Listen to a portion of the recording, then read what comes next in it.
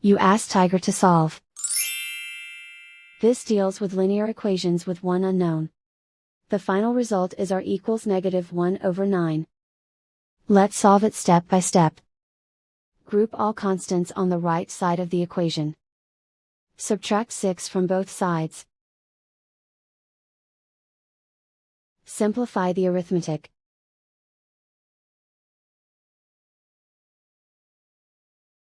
Isolate the r.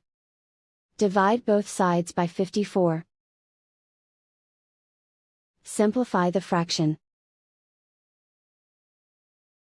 Find the greatest common factor of the numerator and denominator.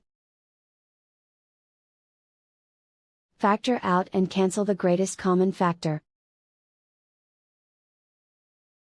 And so the final result is r equals -1/9.